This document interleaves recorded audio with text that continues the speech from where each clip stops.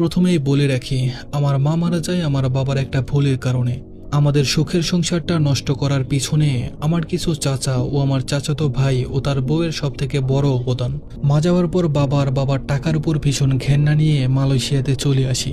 বাবার লক্ষ লক্ষ টাকা থাকা সত্ত্বেও আমাকে একটা টাকাও দেয়নি। তখন আমার ভেতর আরো জেদ জন্ম নেয় টাকার জন্য।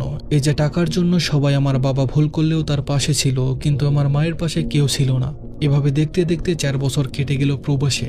সারাদিন কাজ করে রুমে ফিরে সবাই যখন সবার পরিবারের সাথে কথা বলতো তখন অনেক খারাপ লাগতো, কারণ আমি আমার পরিবারের সাথে কথা বলতে পারতাম না। কার সাথে কথা বলবো আমার মাই জেনেই।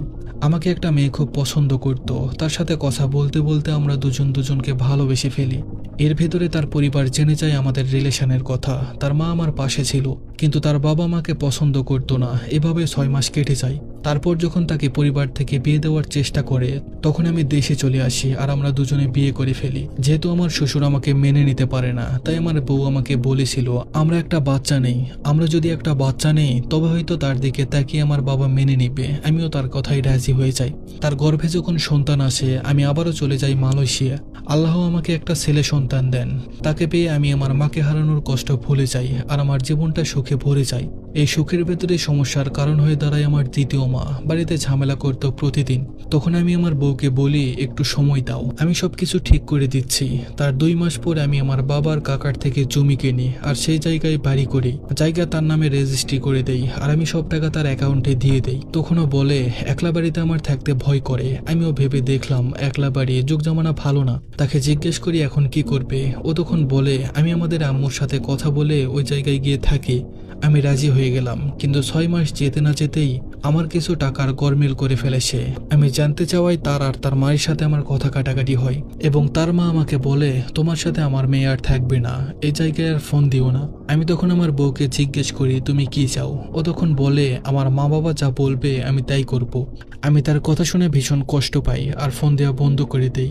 আমি আবারও একা হয়ে গেলাম। তার স্মৃতি, মায়ের স্মৃতি, ছেলেকে না দেখতে পারার যন্ত্রণা আমাকে নেশার জগতে নিয়ে যায়। আস্তে আস্তে আমি নেশায় আসক্ত হয়ে যাই। এভাবে 2 বছর পার হয়ে যায়। তারপর একদিন ফেসবুকে একটা মেয়ের সাথে আমার পরিচয় হয়। কম বেশি কথা হতো আমাদের। সে আমার ভীষণ খেয়াল রাখতো। এভাবে কথা বলতে বলতে আমি তার প্রতি দুর্বল হয়ে পড়ি। তাকে আমি আমার বিষয়ে সবকিছু খুলে বলি, কারণ আমি তাকে কষ্ট বা ঠকাতে চাই না। সে জানতো আমার সবকিছু। তার সামনে আমি নেশা জাতীয় সকল কিছু খেয়েছি। সে আমাকে বলে আমি তোমার সবকিছু জানি, তারপরেও আমি তোমাকে চাই, কিন্তু তোমার কাছে আমার একটাই চাওয়া, তোমার নেশা ছাড়তে হবে। আমি বলি আস্তে আস্তে ছেড়ে দিব। সেও রাজি হয়ে যায়, কিন্তু দ্বিতীয়বার আমি কোনো মেয়েকে বিশ্বাস করতে পারছিলাম না কোনোভাবেই। তখন তাকে বলি তুমি যে আমাকে ছেড়ে যাবে না তার একটা প্রমাণ দাও। সে আমার কথা শুনে কোরআন শরীফ ছুঁয়ে কথা দেয় যে সে আমাকে কখনো ছেড়ে যাবে না বা আমি ছাড়া অন্য কোনো ছেলের সাথে কথাও বলবে না। কিন্তু 2 মাস যেতে না যেতেই একটা ছেলে আমাকে মেসেজ দেয় আর বলে সে নাকি তার বয়ফ্রেন্ড। এই কথা শুনে আমার ভীষণ খারাপ লাগে। ওর থেকে যখন আমি সত্যটা জানতে চাই তখন সে বলে একসময় কথা বলতো এখন আর বলে না, আর তার বাবা মা ওই জায়গায় বিয়ে দিবে না। আমি তখন ভাবলাম সে তো আমার এত কিছু মেনে নিতে পারলো, আমি কেন পারবো না তার একটা ভুল মাফ করে দিতে। তো আমরা আবারও নতুন করে কথা বলতে থাকি। 6 মাস পর আমরা ফোনে বিয়ে করি 24 আগস্ট 2025। বিয়ের 10 দিন পর থেকেই তার ব্যবহার পাল্টে যায়। আমার ফোন ধরে না, ওর ফোন সবসময় বিজি থাকে। আমি জানতে চাইলে সে আমাকে বলে না, পরেও স্বীকার করে যে ওই ছেলের সাথে কথা বলেছে। তখন আমি তার থেকে জানতে চাই কেন কথা বলেছো। তখন সে বলে তার পরিবারের সবাই ওই ছেলের সাথে বিয়ে দিবে তাকে। তখন আমি তাকে বললাম আমার সাথে যে তোমার বিয়ে হলো। তখন সে বলে তুমি নেশা করতে বিয়ে করেছিলে, এসব আমার পরিবার ভালো চোখে দেখছে না। অথচ তার বাবা মা, দাদি ভাই সবাই জানতো আমার ব্যাপারে, আমার অতীতের সবকিছুই জানতো। এসব নিয়ে আমাদের মাঝে অনেক ঝগড়া ঝামেলা হয়। একসময় সে রেগে গিয়ে বলে আমার পরিবার যে জায়গায় আমাকে বিয়ে দিবে আমি সেই জায়গায় বিয়ে করব। এ বলে সে আমার ফোনটা কেটে দেয়। তারপর আমার সাথে আর কোনো যোগাযোগ করেনি, আমাকে সব জায়গা থেকে ব্লক করে দেয়। আর তার সব বান্ধবীদেরকে বলে দিয়েছে আমাকে ব্লক করে দিতে। তারপর তারা সবাই আমাকে ব্লক করে দিয়েছে। আমি কোনোভাবেই তার খোঁজখবর নিতে পারিনি।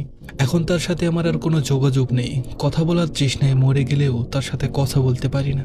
ভাইয়াও আপনার ভিডিও দেখে, তাই আপনার মাধ্যমে আমি তাকে শুধু কিছু কথা জানাতে চাই। শোনো ইলা, তোমাকে ছাড়া আমি কখনোই ভালো থাকতে পারবো না। তুমি আমার জীবনের একটা অংশ। তোমার পায়ে ধরি, তুমি আমাকে ছেড়ে যেও না। আমি কখনোই তোমাকে ছাড়া থাকতে পারবো না। তুমি আমার জীবনের সবচেয়ে গুরুত্বপূর্ণ মানুষ।